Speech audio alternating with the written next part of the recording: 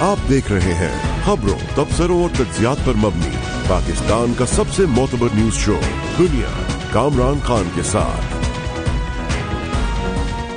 अस्सलाम वालेकुम, मैं हूं कामरान खान। ये अल्लाह ताला का फजल करम ही है कि अब पाकिस्तान में कोरोना वायरस की तीसरी लहर का जोर भी टूटता जा रहा है।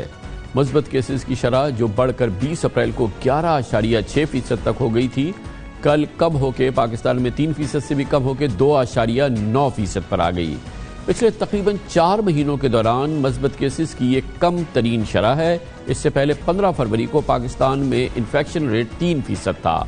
रिपोर्टेड केसेस में बतदरीज कमी आ रही है और पिछले हफ्ते यौमिया औसतन 1740 केसेस रिपोर्ट हुए, जबकि इससे पिछले वाले हफ्ते में ये तादाद 2424 थी, यानी एक हफ्ते में 28% कमी आई।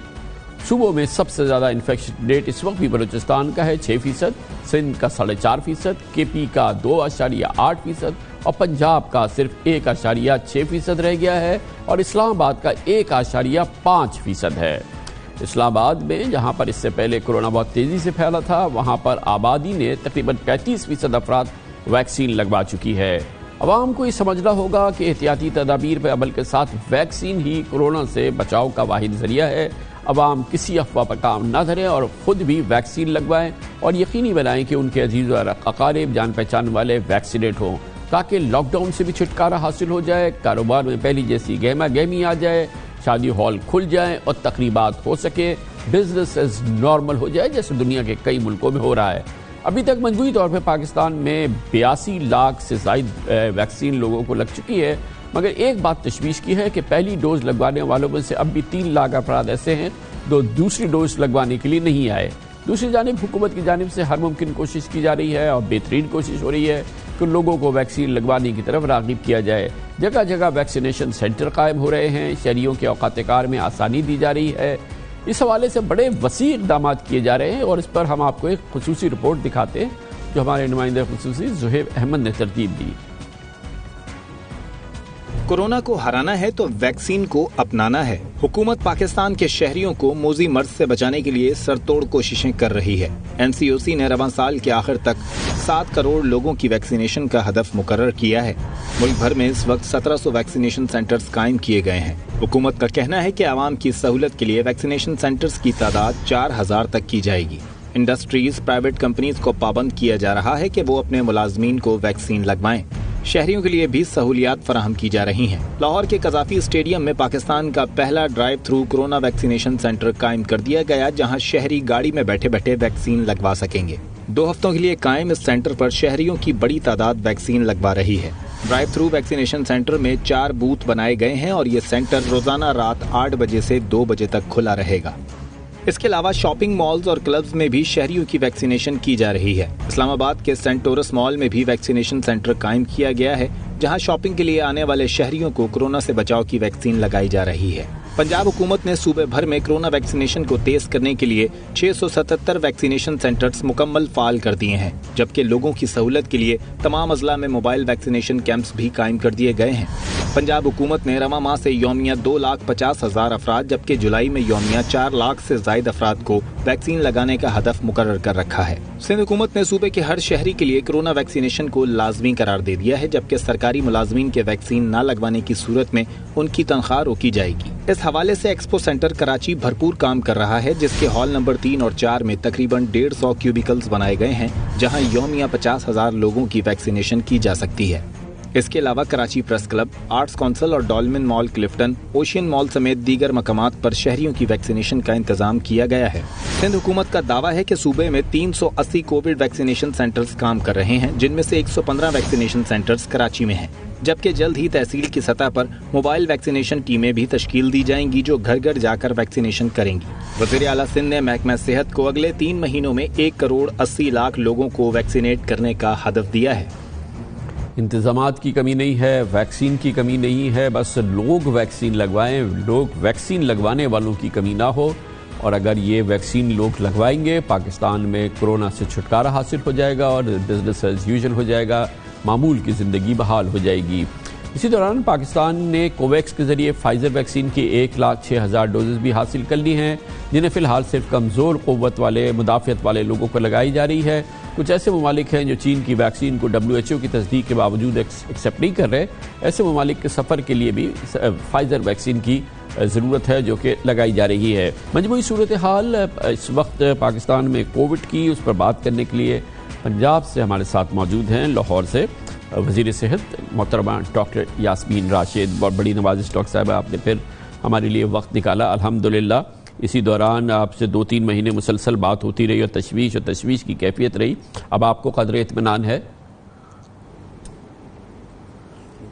جی بالکل کامران صاحب، شکر ہے خدا کا کہ جس طرح آپ نے فرمایا ہے کہ پنجاب کے اندر کیونکہ شرح جو انفیکٹیوٹی کی ہے وہ کم ہو کے 1.6 پہ آ گئی ہے، تو نیچرلی اس کی وجہ سے مریضوں کی تعداد جو ہے وہ آہستہ آہستہ کم ہوتی چلی جا رہی ہے۔ اور ڈاکٹر صاحب یہ کب ہوا تھا لاسٹ ٹائم جب سے یہ کووڈ ہے، یعنی کہ جنوری 2020 کے بعد، یہ کب ایسا ہوا تھا کہ پنجاب میں جو پازیٹیوٹی کا ریشو ہے وہ 1.6 یا انڈر 2 ہو گیا ہو؟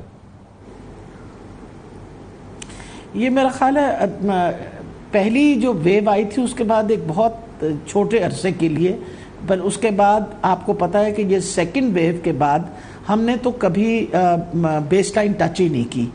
یہ پہلی دفعہ ہوا ہے کہ اب آہستہ آہستہ تعداد کم ہو کے 1.6 پہ آئی ہے، کیونکہ پچھلی دفعہ یہ جو تھرڈ ویو ہماری شروع ہوئی، it actually started from a plateau, کہ ہم نے پلیٹو کیا اور پھر بالکل وہ کہتے ہیں جس طرح جتنے کم اب مریض ہو گئے اتنے کمی ہوئی نہیں، اس سے پہلے ہی تیسری ویو شروع ہو گئی، کیونکہ آپ کو پتہ ہے پھر وہ جو نیا ویریئنٹ آیا تھا برٹش ویریئنٹ، اس کی انفیکٹیوٹی ریٹ بہت زیادہ تھا اور بہت تیزی سے پھر پھیلا فروری کے بعد۔ لیکن اب ڈاکٹر صاحب ابھی کیا کس چیز سے خطرہ ہے؟ کیا لوگوں کو آپ نے کیا بتانا ہے جب کسی کو، یعنی کہ صرف 1% آبادی کو یا 1% آبادی سے کم لوگوں کا پازیٹیوٹی ریشو ہے، تو لوگوں کو اب احتیاط کس سے کریں وہ؟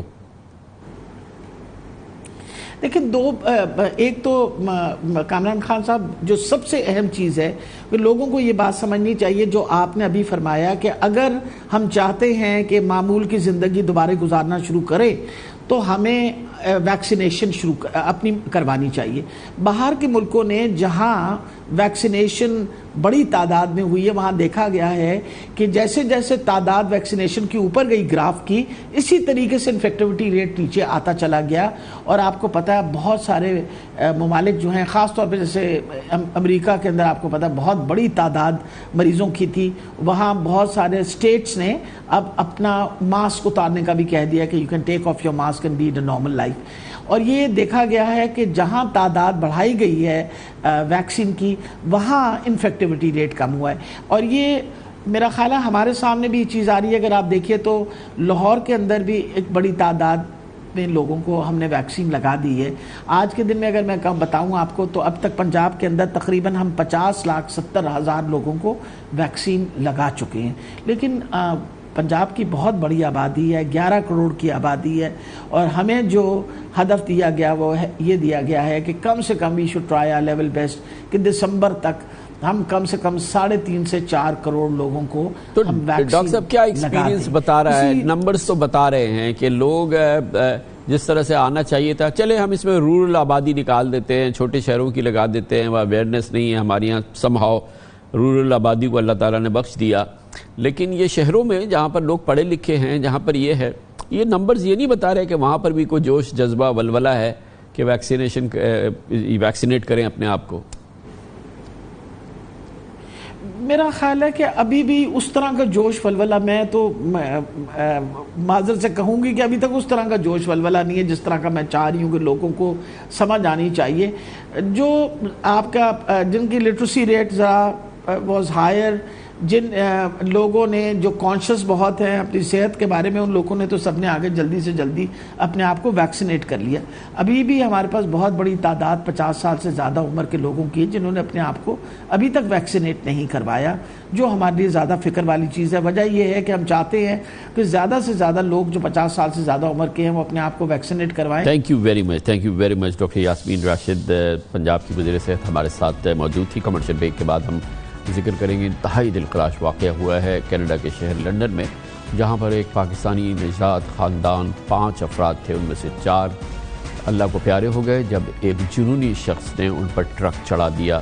وجہ یہ تھی کہ اس شخص کو اسلام سے نفرت تھی۔ اس کی بات کرتے ہیں چھوٹے سے وقفے کے بعد۔ Welcome back. کل کینیڈا کے شہر لندن اونٹاریو میں ایک نہایتی دل ہلا دینے والا دہشت گردی کا واقعہ پیش آیا جب ایک 20 سالہ مقامی کینیڈین شہری نے پاکستانی نژاد خاندان کے 5 افراد کو اپنے ٹرک تلے روند ڈالا۔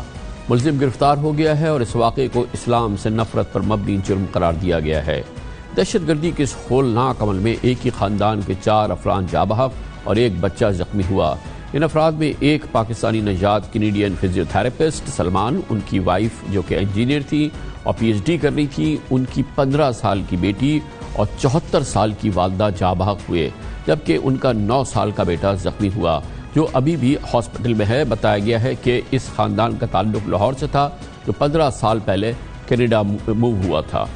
سن 2017 میں کینیڈا کے صوبے کیوبیک میں ایک مسجد پر حملہ ہوا تھا جس میں ایک سفید فام دہشت گرد نے 6 مسلمانوں کو شہید کر دیا تھا۔ کل کے واقعے میں گرفتار ملزم بھی مذہبی تعصب میں مبتلا تھا اور پولیس کے چیف کا کہنا ہے کہ اس خاندان کو ٹارگٹ کرنے کی وجہ ان لوگوں کا صرف مسلمان ہونا ہے۔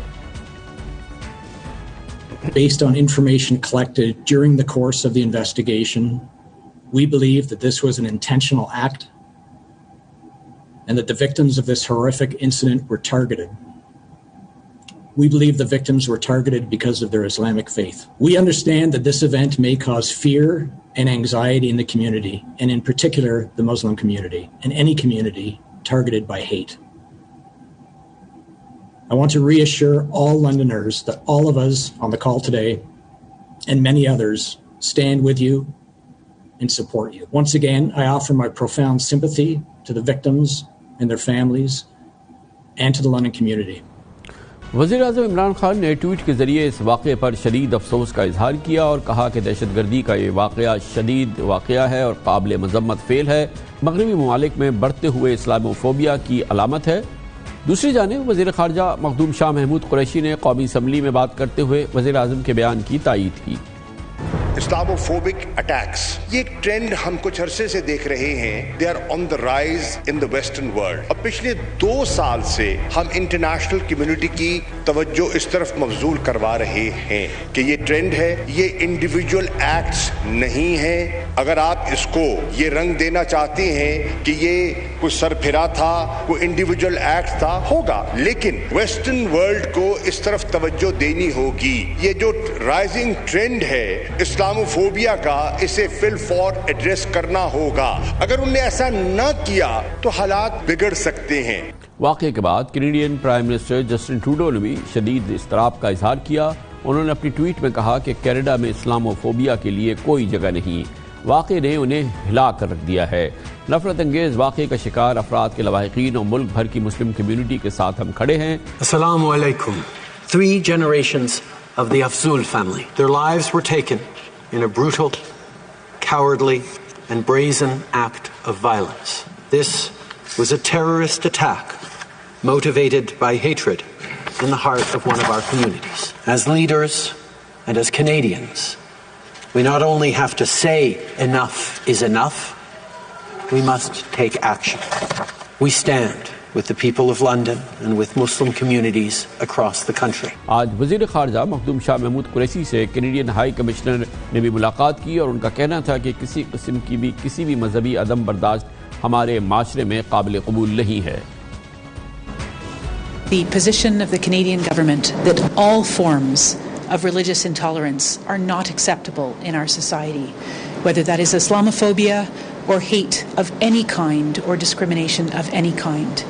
Horrific incidents like the one we saw yesterday are not part of our community. Where they occur, they will be prosecuted within the full extent of the available law. Canadian عوام بھی اس واقعے پر اپنے دکھ کا بھرپور اظہار کر رہے ہیں۔ I heard an impact and I looked off my balcony and I saw the truck up on the sidewalk and just speed away, and then I realized they were, people lying in the street. Well, I just think it wasn't fair to them just because of their culture and their background. And just because they were wearing like Pakistani clothes that they got hurt. I'm more concerned about that little boy who just lost his whole family. A really beautiful family. I often saw them on the evening walks. There's a kid, multiple kids. It's awful. This family's just out for a walk. Commercial break, उसके बाद जिक्र करेंगे chicken की उस बीमारी का जो कि पाकिस्तान के पोल्ट्री फार्म्स में फैल रही है और पोल्ट्री फार्म्स में हलचल मची हुई है। इसी बीमारी की वजह से चिकन की मुल्क भर में तलब बड़ी हद तक कम हुई है और कीमतों में जो कि आसमान की तरफ गामजन थी ज़मीन की तरफ आ रही हैं। इसकी बात करते हैं छोटे से वक्त के बाद। मुल्क भर के खास तौर पर कराची के पोल्ट्री फार्म्स में एक तहलका सा मचा हुआ है क्योंकि मुर्गियों में रानी खेत की बीमारी जो है वो फैली है। हालिया दिनों में इसने इस तरह से मुतासिर किया है कि अब इस बीमारी की तशहीर होने के बाद इसकी तलब में यानी कि चिकन की तलब में वाज़ेह कमी आ गई है। मुल्क भर के फार्म्स में लाखों मुर्गियाँ इस बीमारी का शिकार हुई। मुर्गियों में बीमारी की इस खबर के बाद आवाम की जानिब से मुर्गी खरीदारी का जोर टूट गया है और चिकन की तलब में कमी आने के बाद इसके रेट्स में भी कमी हो गई है। चिकन जिसकी कीमत 500 रुपये से तजावुज़ कर गई थी अब 350 रुपये तक आ गई है। दूसरी जानिब आजकल चिकन के गोश्त के हवाले से अवाम को खबरदार किया जा रहा है कि रानी खेत की बीमारी जिससे मुर्गियों में बड़े पैमाने पर हलाकतें हुई, इंसानी जिस्म के लिए भी मुज़िर है तो कहीं मुर्दा मुर्गियों की फ़रोख्त का इंकशाफ किया जा रहा है। माहिरीन कहते हैं, कुछ माहिरीन ये कहते हैं कि मुर्गियों के लिए जानलेवा रानी खेत की बीमारी मुर्गियों के या उसके गोश्त से इंसान में मुंतकिल नहीं होती और ये मुज़र सेहत नहीं है। ये कुछ माहिरीन कहते हैं, हम इसकी तस्दीक करने की पोजीशन में नहीं हैं। कुछ फार्म्स ने शिकायत की है कि हुकूमत मुर्गियों के लिए फ्री वैक्सीन का ऐलान तो करती है लेकिन ये वैक्सीन मुफ्त नहीं मिलती। मज़ीद देखिए इस पूरी सूरत हाल पे हमारे नुमाइंदे खुसूसी हमाद आलम की रिपोर्ट। रवां साल के आगाज से चिकन की कीमतों में इजाफा देखा गया। जहां इसके रेट बढ़ने की मुख्तलिफ वजूहात सामने आईं, वहीं एक बड़ी वजह रानी खेत की बीमारी की भी बताई गई जो पोल्ट्री की 25% सप्लाई निकल गई। गुज़िश्ता माह जिंदा मुर्गी की कीमत 340 रुपए किलो की रिकॉर्ड सतह पर पहुंच गई। इसके बाद मीडिया बिलखुसूस सोशल मीडिया पर मुर्गी के गोश्त खाने वालों को खबरदार किया जाने लगा, जिसका असर ये हुआ कि आवाम भी खाइफ हो गए। चिकन को हाथ ही नहीं लगाया है क्योंकि जो सोशल मीडिया पे वीडियोस वगैरह सर्कुलेट कर रही हैं उसकी वजह से। ये सुना है कि मुर्गी में रानी खेत की बीमारी आई है, इस वजह से इसको थोड़े दिन के लिए छोड़ दें और उसकी जगह आप सब्जी और दूसरा गोश्त खाएं। ये हर साल होता है, ये पहला साल नहीं है ये कि बताया बीमारी आ गई। एक मिडिल क्लास और गरीब लोग जो हैं उनके पास एक यही ऑप्शन बचता है। अब उनको पता भी है इसमें लाख बीमारियां लेकिन मजबूरन खा रहे हैं। आप देखें हालिया दिनों में रेट्स हाई हो गए थे, बिल्कुल ऊपर आसमान तक पहुँच गए थे मुर्गी के। कुछ कह नहीं सकते, रेट लोग करने के लिए भी इस तरह से अफवाहें होती हैं। हम लोग तो नहीं खा रहे इसलिए कि हमें खुद डर लग रहा है कि उसकी कोई बीमारी तो नहीं है। अवाम के इस डर का नतीजा ये हुआ कि चिकन की डिमांड गिर गई। जिंदा मुर्गी जो गुज़िश्ता माह फार्म पर से 300 रुपए किलो के हिसाब से उठ रही थी, इसके फी किलो रेट अब 200 रुपए से भी नीचे आ गए। दुकान पर जिंदा मुर्गी के दाम 340 से कम होकर 2 हफ्तों में 240 रुपए किलो हो गए। इन खबरों में कोई सदाकत है या नहीं, ये जानने के लिए हम पहुंचे Sindh institute of animal health. यहाँ कायम लैब में परिंदों और मवेशियों को होने वाली मुख्तलिफ बीमारियों पर तहकीक की जाती है। रानी खेत कहीं पे भी किसी भी सूरत में भी जो है ना वो मुर्गियों से इंसानों में मुंतकिल नहीं हो सकती, न ही कोई इतनी मुज़र सेहत है कि कोई इंसानों में कोई बीमारी पैदा कर सकती हैं। और ये थोड़ी सी एंडेमिक डिजीज़ होती हैं, वो कभी कभी कुछ रिपोर्ट होती हैं और कभी कभी वो डाउन हो जाती हैं और वो उसको हम मुसलसल मॉनिटर कर रहे होते हैं और वैक्सीनेशन प्रॉपर होती है उनकी और रेगुलर लेवल पे वैक्सीनेशन होती है। इस वजह से वो डिजीज़ कंट्रोल होती है और कभी भी ह्यूमन में ट्रांसफर नहीं होती है। और कोई भी मुर्गी का गोश्त या अंडा अभी इस स्टेज पे मैं रद्द करता हूँ कि कोई मुज़र सेहत है जो नहीं खाया जाए। इसके अलावा पोल्ट्री फार्मर्स का भी यही कहना है कि कोरीजा या रानी खेत जैसी बीमारी से इंसान की ज़िंदगी को कोई ख़तरा नहीं है। मुर्गबानों के मुताबिक मुख्तलिफ किस्म की अफवाहों और झूठी खबरों से छोटे फार्मर्स को शदीद नुकसान पहुंचा है। मैं पाकिस्तान पोल्ट्री एसोसिएशन के हवाले से और तर्जुमान की हैसियत से बिल्कुल ये नहायत ज़िम्मेदारी के साथ बयान करूंगा कि इससे कोई बीमारी जो है, जो न्यूकैसल बीमारी है या रानी खेत की बीमारी है, वो इंसानों में मुंतकिल नहीं होती। और कहीं पर भी, चूँकि इस से 20 लाख से ज़्यादा लोग इस कारोबार से वाबस्ता हैं, 30,000 से ज़्यादा पूरे पाकिस्तान के अंदर फार्म है। खुदा न खास्ता अगर ऐसी कोई बात होती तो आप लोगों को कहीं ना कहीं से रिपोर्ट جیسے جیسے 4 جولائی یعنی امریکہ کا یوم آزادی قریب آ رہا ہے، ویسے ویسے بائیڈن انتظامیہ کو افغانستان کی فکر کھائی جا رہی ہے۔ پینٹیگن اس سوچ بچار میں مبتلا ہے کہ امریکی انخلا کے بعد افغان سرزمین پر القاعدہ اور داعش جیسی دہشت گردی کے مقابلات کے خطرات کا وہ کس طرح سے مقابلہ کرے گی۔ یعنی اس صورتحال میں پاکستان ایک بار پھر امریکہ کی ایک بڑی ضرورت بن رہا ہے۔ امریکہ کو افغانستان میں انٹیلیجنس آپریشنز کے لیے اب پاکستان کی مدد درکار ہے اور امریکہ کھل کے یہ کہہ رہا ہے۔ امریکی national security adviser Jake Sullivan نے کل وائٹ ہاؤس میں ایک پریس کانفرنس کے دوران کہا کہ پاکستان کے ساتھ مذاکرات کی تفصیلات میں نہیں جائیں گے، لیکن صرف اتنا کہیں گے کہ پاکستان کے ساتھ ملٹری، انٹیلیجنس اور سفارتی چینلز پر تعمیری بات چیت جاری ہے۔ انہوں نے یہ بھی کہا کہ امریکہ بہت سے ممالک سے بات چیت کر رہا ہے تاکہ مستقبل میں القاعدہ یا داعش کے خطرے سے نمٹا جا سکے۔ So I'm not going to get into the details of our negotiations with Pakistan. I will only say this. We have had constructive discussions in the military, intelligence, and diplomatic channels with Pakistan about the future of America's capabilities to ensure that Afghanistan never again becomes a base from which Al-Qaeda or ISIS or any other terrorist group can attack the United States. But in terms of the specifics of what that will look like, that will have to remain in those private channels as we work through them. What I will say is that we are talking to a wide range of countries about how we build effective over-the-horizon capacity, both from an intelligence and from a defense perspective, to be able to suppress the terrorism threat in Afghanistan on a going forward basis. Pakistan اور امریکہ کا 2001 سے year اور ground lines communication frame work موجود ہے، اس کو a lock اور جی lock کہتے ہیں، لیکن فی الوقت امریکہ کو انٹیلیجنس آپریشنز کے لیے مدد کی ضرورت ہے۔ یہ مدد کس شکل میں چاہیے، فی الحال یہ ایک گہرا راز ہے۔ اس پس منظر میں کئی ہفتوں سے اسلام آباد اور واشنگٹن میں صلاح مشورہ جاری ہے۔ وزیر خارجہ شاہ محمود قریشی اور secretary of state Antony Blinken کی ٹیلی فون پہ بات ہو چکی ہے۔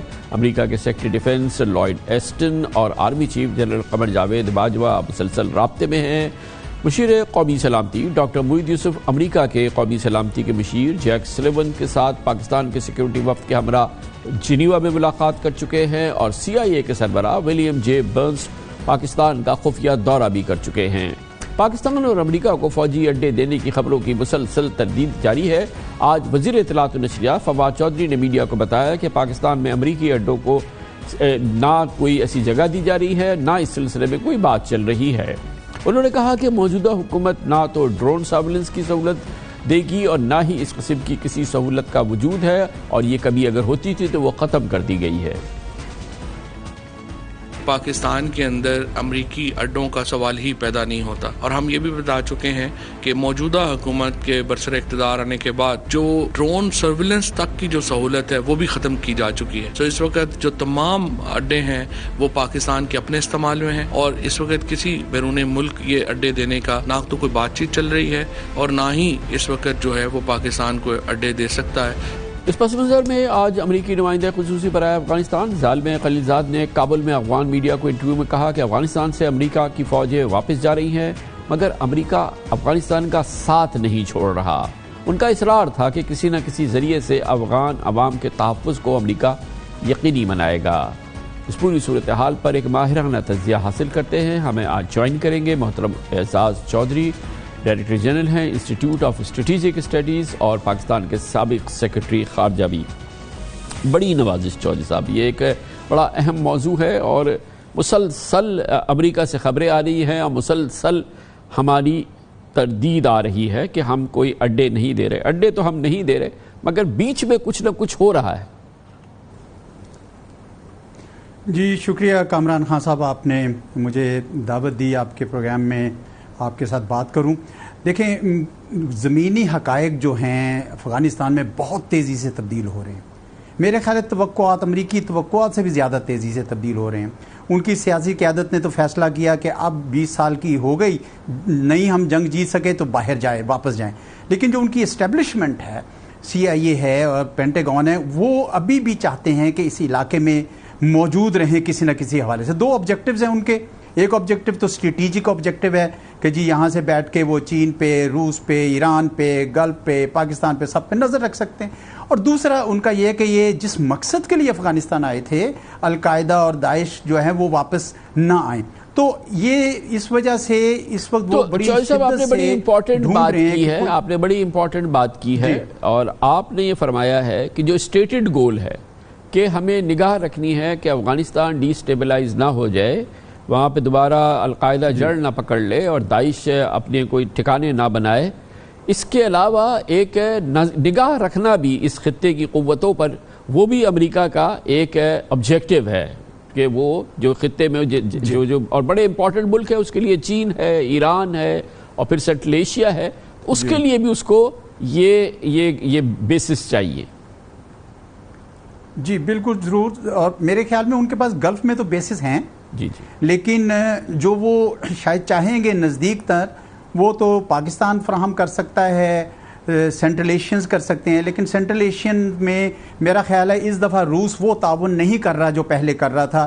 وہ اس علاقے کو اپنا یعنی زیر اثر ایریا سمجھتا ہے، تو وہاں تو اتنی کامیابی نظر نہیں آ رہی ہے. پاکستان میں بات چیت تو بے شک چل رہی ہے، لیکن میرے خیال میں پاکستان کی قیادت کو بھی بڑی اچھی طرح سے اندازہ ہے کہ ہم نے ماضی میں جب بھی اس قسم کا کام کیا ہے اس کی ہمیں بڑی بھاری قیمت ادا کرنی پڑی ہے.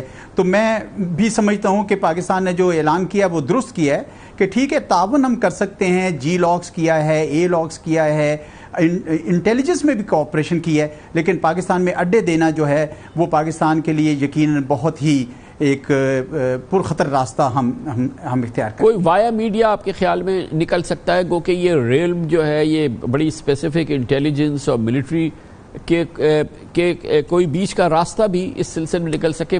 فزیکل اڈے ہم نہ دیں، مگر یہ جو امریکی مسلسل اصرار سے بات کر رہے ہیں، مسلسل کہہ رہے ہیں، تو پرہیپس مختلف آپشنز وہ پیش کر رہے ہوں گے.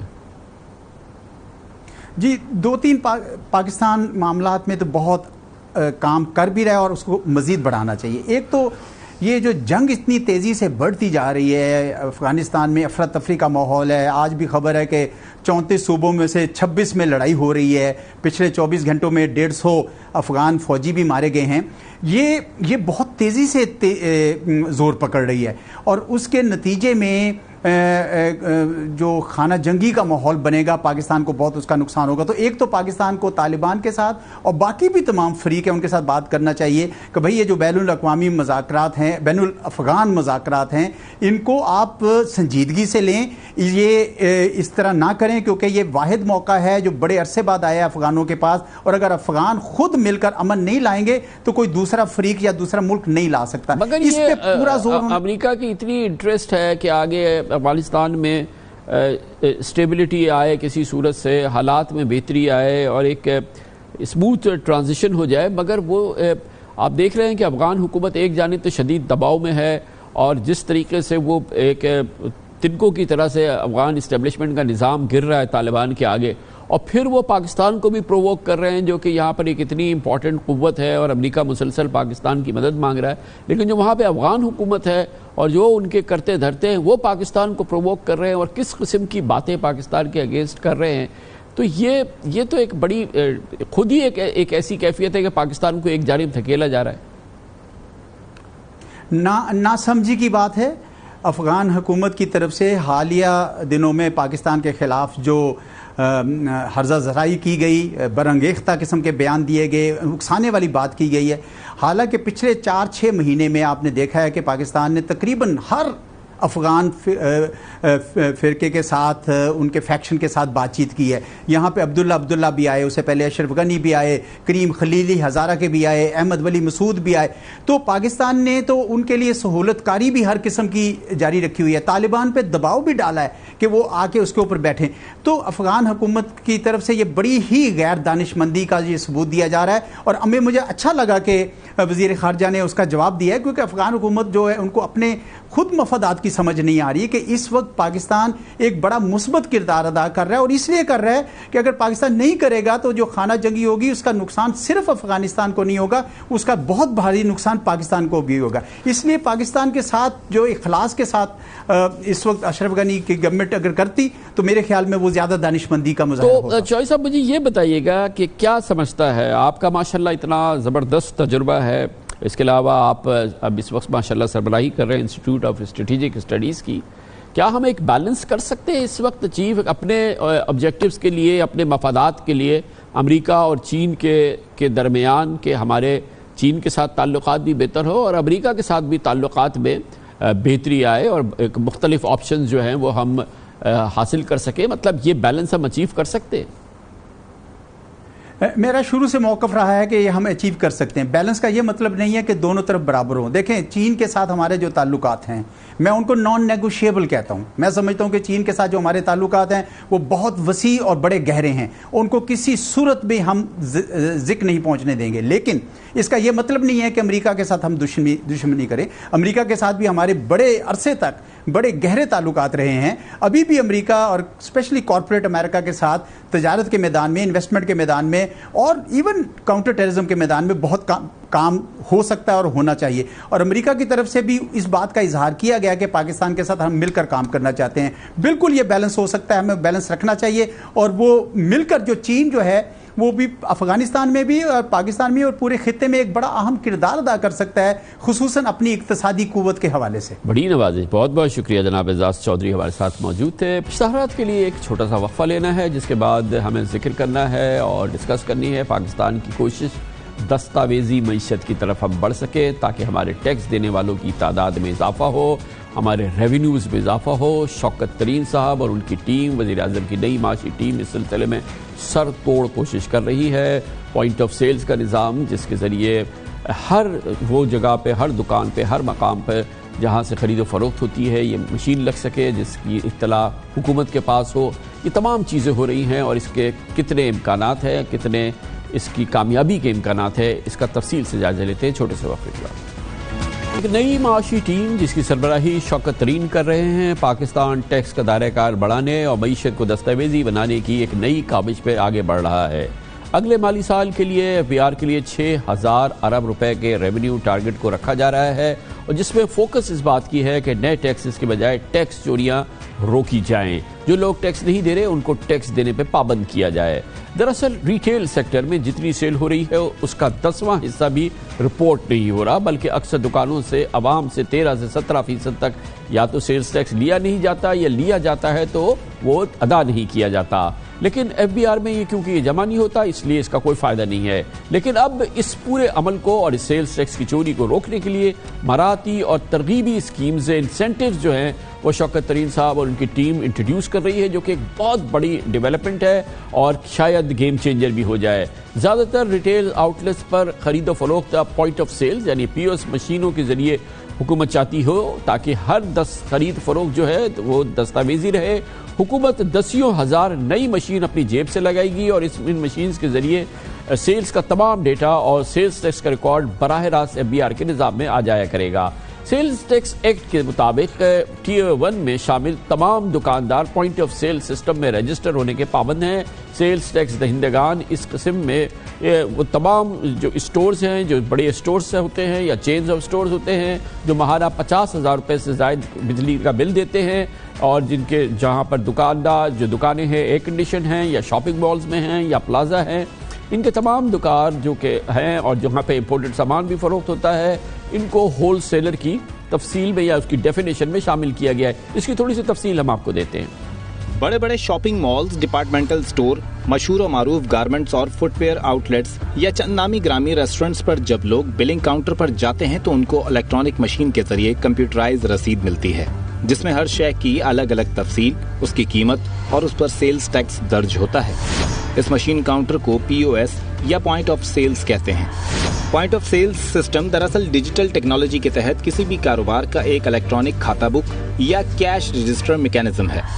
پی او ایس سافٹ ویئر سے منسلک ہونے کی وجہ سے یہ مشین خودکار نظام کے تحت اشیاء کی قیمتوں, سیلز کا ریکارڈ اور ان پر وصول کردہ جی ایس ٹی کا ڈاٹا جمع کرتی ہے جس کا ریکارڈ رسید کی شکل میں کسٹمرز کے پاس آ جاتا ہے. جبکہ یہ سافٹ ویئر فروخت شدہ اشیاء اور اس پر ٹیکس کا ریکارڈ براہ راست دکاندار کے کمپیوٹر اور ایف بی آر کے نظام میں بھیج دیتا ہے. Retailers P O S machine کے ساتھ کریڈٹ اور ڈیبٹ کارڈ ریڈرز اور bar code scanner devices install کر کے اشیاء کی شناخت اور رقم کی ڈیجیٹل وصولی کا نظام بھی منسلک کر لیتے ہیں.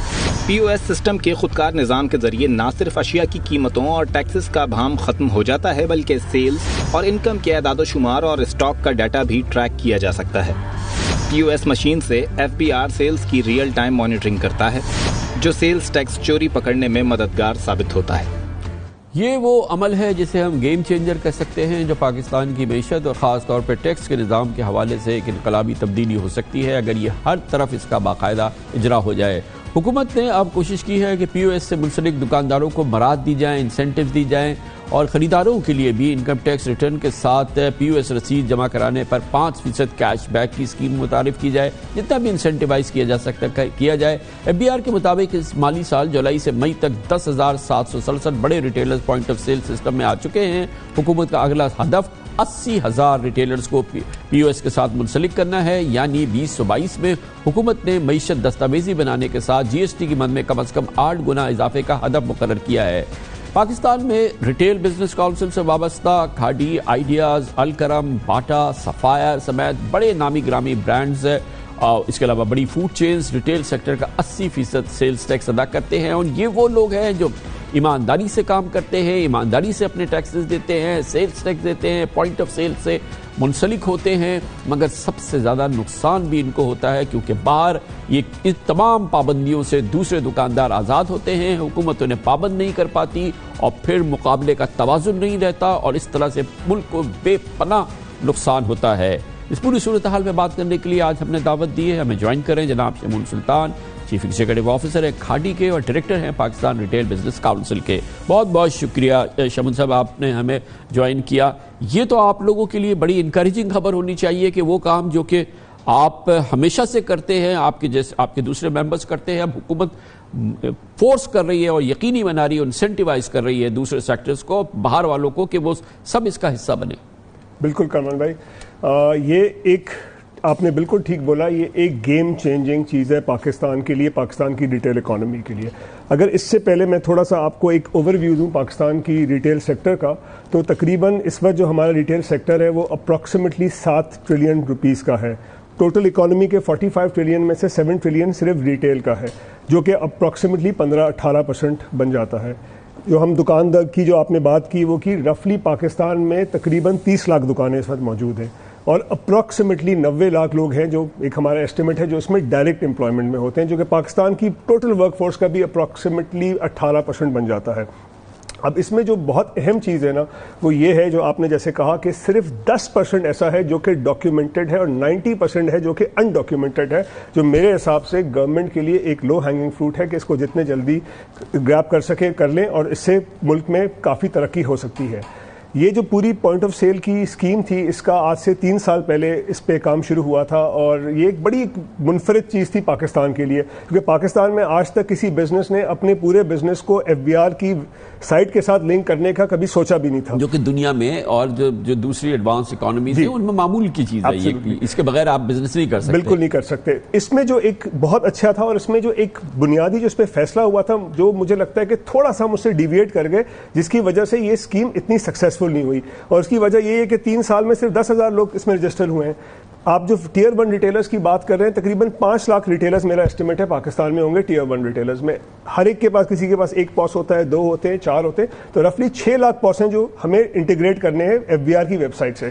3 سال میں 10,000 کیے ہیں، 85,000 تک جانا ہے، ٹارگٹ بہت لمبا ہے۔ اس کی جو ایک بنیادی جو اس میں ایک فلا ہے اسکیم میں وہ یہ، جب یہ اسکیم ہوئی تھی تو اس وقت اس کا جو مین پرپس تھا وہ یہ تھا کہ rate of tax between integrated and non integrated کا آدھے کا فرق ہوگا۔ 17% ریٹیل پہ ٹیکس ہوگا، انٹیگریشن پہ انسینٹیو ہوگا کہ ریٹیل کو ٹیکس کو 6 سے 8% کر دیا جائے گا۔ اس کے تحت وہ ہوا تھا، کچھ برانڈ نے والنٹیئر کیا اپنے آپ کو انٹیگریٹ کرنے کے لیے۔ انفارچونیٹلی جو بھی اس کی وجہ صورتحال ہوگی اس ٹائم پہ 2019 میں یہ ٹیکس 2 سے 6% کے درمیان جو تھا بڑھا کے اس کو 14% لے جایا گیا۔ سر میرا بنیادی اس پہ ایک جو اختلاف ہے وہ یہ ہے کہ 3% کے فرق سے ریٹیلر میرا نہیں خیال کہ اس کے اندر آئے گا، کیونکہ اس میں کچھ فیکٹس ہیں۔ یہ فرق جو ہے نا، اگر آپ ایک عام دکاندار جو کہ اپنے آپ کو ڈاکیومنٹ نہیں کیا ہوا، اس کے لیے تو 0 ہے جی، اور جو کرتا ہے اس کا جو cost of doing business on tax ہے وہ 20 سے 22% بن جاتا ہے، 12 سے 14% جی ایس ٹی ہو جاتا ہے، 1.5% ٹرن اوور ہو جاتا ہے، 14.5 پہ پہنچ جاتے ہیں ہم لوگ، ود ہولڈنگ ٹیکس 4.5%، وہ ایڈ کریں، سیلریز پہ ٹیکس ایڈ کریں، رینٹ پہ ٹیکس ایڈ کریں، یہ سب کاسٹ آف ڈوئنگ بزنس ہے۔ تو 3% کا فرق جو ریوارڈ ہے کہ آپ اس پوائنٹ آف سیل سسٹم میں نہیں آتے, آپ ڈاکیومنٹڈ اکانومی کا حصہ نہیں لگتے, وہ میسو ہے, آپ کو 22-25% تو اپنے کمپیٹیٹر سے آپ کو باہر فائدہ ہو جاتا ہے. تو پھر یہ کیسے اکانومی چلے گی؟ اور آپ نے کہا کہ 17 ٹریلین کی یہ ریٹیل سیکٹر ہے, اس میں سے 10% جو ہے وہ شاید کسی ریگولیٹڈ, تو جس 17% کا اگر ایک 1.7 ٹریلین تو صرف دیتا ہے, 16.5 ٹریلین جو ہے وہ نہیں دیتا ہے, تو ہم کیسے زندہ رہیں گے؟ کامران بھائی بہت آسان حل ہے اس کو. آپ کا جو پاکستان کے لیے آپ کو اس میں ٹیکس ریٹ کو کم کرنا پڑے گا, اس سے لوگ انسینٹیوائز ہو کے ٹیکس میں آئیں گے. ایک جو اچھی چیز ہوئی ہے, لوگوں کو اس کی آگاہی ہو گئی ہے, لوگ اب اس پہ کرنا چاہتے ہیں, مگر یہ ڈفرنس اتنا بڑا ہے کہ لوگ اس پہ, مجھے لگتا ہے کہ ایک بہت مشکل مرحلہ ہوگا گورنمنٹ کے لیے. رسک ہے نا, گورنمنٹ کو تو ریونیو چاہیے, اب وہ کم تو کرتے ہیں. مجھے پتا ہے کہ گورنمنٹ میں یہ بڑی تھنکنگ چل رہی ہے, بڑی سیریس تھنکنگ چل رہی ہے کہ جو آپ بات کہہ رہے ہیں ان کو سمجھ میں آ رہی ہے, لیکن اب اس کے لیے ضروری ہے کہ وہ کمپنسیٹ کرے اور اس کو سرپاس کرے, وہ سیکٹر جو کہ ابھی باہر ہے اس کو اندر لائیں گے. سر اس کی چھوٹی سی اگزامپل ہوگی, 2012 سے لے کے 2019 تک پاکستان کی average G D P growth 5% رہی تھی. 2012 سے 19 نے جو ڈاکیومنٹڈ سیکٹر تھا اس نے 20 سے 25% کی کیگر گروتھ دکھائی ہے. ایک سیکٹر جو کہ 20 سے 25% اس سے گرو کر رہا تھا, بیکاز بہت آسان ہے نا سر, انڈاکیومنٹڈ کو ڈاکیومنٹ میں کنورٹ کرنا ہے, کچھ لوگوں نے اپنا مارکیٹ شیئر بنانا ہے, کچھ لوگوں کو اس پہ لانا ہے. 2019 کے بعد میرا اپنا خیال ہے کہ یہ جو آرگنائز سیکٹر کی گروتھ زیرو ہو گئی ہے یا تھوڑی سی نیگیٹو ہو گئی ہے. وہ زیرو بھی سر الٹیمیٹلی تو نیگیٹو ہی ہوئی ہے کہ جو آرگنائز بزنسز 20-25% گرو کر رہے تھے وہ نیگیٹو میں چلے گئے, کچھ لوگ نئے آ گئے جس نے اس کو نیوٹرل کر دیا. تو یہ ایک بہت بڑا ایک فیکٹ ہے, ہسٹری ہے ہمارے پاس, کہ اگر آج بہت مجھے خوشی ہو رہی ہے اس وقت ہر جگہ پہ جب دیکھیں ہم اس وقت گروتھ کی بات کر رہے ہیں, اس وقت ہم ایک اسٹیبلائزیشن فیز سے باہر آ چکے ہیں, ہم 6 سے 7% جی ڈی پی گروتھ کی بات کر رہے ہیں. اگر میں وہی فارمولا لگاؤں تو اس گروتھ کو 30 سے 35% تک ٹارگٹ کیا جا سکتا ہے اگلے 5 سال کے اندر ود دا رائٹ اسٹرکچر. اس میں میرا اپنا جو ویو ہے, گورنمنٹ کو 2 چیزوں کو دیکھنا پڑے گا. ایک تو obviously ایک لانگ ٹرم ویو ہے, ٹیکس بڑھانا اور لوگوں کو اپنا ریونیو بڑھانا, مگر میرا خیال ہے جو شارٹ ٹرم ایک گورنمنٹ کا اس کے اوپر ٹارگٹ ہونا چاہیے, یہ انڈاکیومنٹڈ کو ڈاکیومنٹ کے اندر لانا. مجھے لگ رہا ہے کہ یہ ایک بہت بڑی وکٹری ہوگی اس گورنمنٹ کے لیے.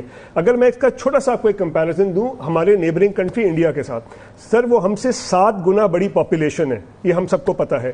ان کا جو ریٹیل سیکٹر ہے ہمارا 7 ٹریلین کا ہے, ان کا 90 ٹریلین کا ہے. ہم سے 15% زیادہ, ان کا 15 ٹائم زیادہ ان کا ریٹیل سیکٹر ہے. اگر G D P per capita income کی بات کریں, ہماری 1600 ہے, انڈیا میں 2200 ہے, 600 کا فرق ہے, 30% کا پر کیپٹا انکم کا فرق ہے. 7 گنا پاپولیشن ہے, 15 گنا ریٹیل سیکٹر وہ ہے. اس میں جو ایک شاکنگ چیز ہے سر کہ ان کا جو آرگنائز سیکٹر ہے جو ہمارا 10% ہے, ان کا اس وقت 20 سے 25% ہو چکا ہے. یعنی انہوں نے وہ لیپ لی ہے, بالکل لی ہے, وہ ہماری طرح سے تھے, بالکل ہماری طرح سے تھے, بلکہ میں سمجھتا ہوں ہم بہتر تھے ان سے تھوڑا سا. انہوں نے ایک بڑا جمپ لیا ہے کہ اپنے آپ کو آج ان کا ڈاکیومنٹڈ سیکٹر جو کہ 20 ٹریلین ہو گیا ہے. ہماری اوور کی کیا تھی سر 2 چیزیں تھیں. اس کی لوور ٹیکس ریٹ, تاکہ لوگوں کو جو پاکستان جیسی اکانومی میں جہاں پہ لوگ زیادہ باہر ہوتے ہیں ان کو لانے کے لیے آپ کو انیشلی لوور ٹیکس ریٹ دینا ہوتا ہے, اینڈ ڈیجیٹل پیمنٹس. یہ 2 چیزوں پہ انہوں نے کام کیا. انڈیا میں اس کی بہت امیزنگ وکٹری ہوئی ہے اس کی, اور اس کا سولوشن ہے سر, اس کا بہت آسان سولوشن ہے اس کو حل کرنے کا, اور کہ آپ اس کو ٹیکس ریٹ کو نیچے اور ہمت کریں کہ اس طرح سے ہو سکے. سر اس کو مجھے لگتا ہے کامران صاحب اس کو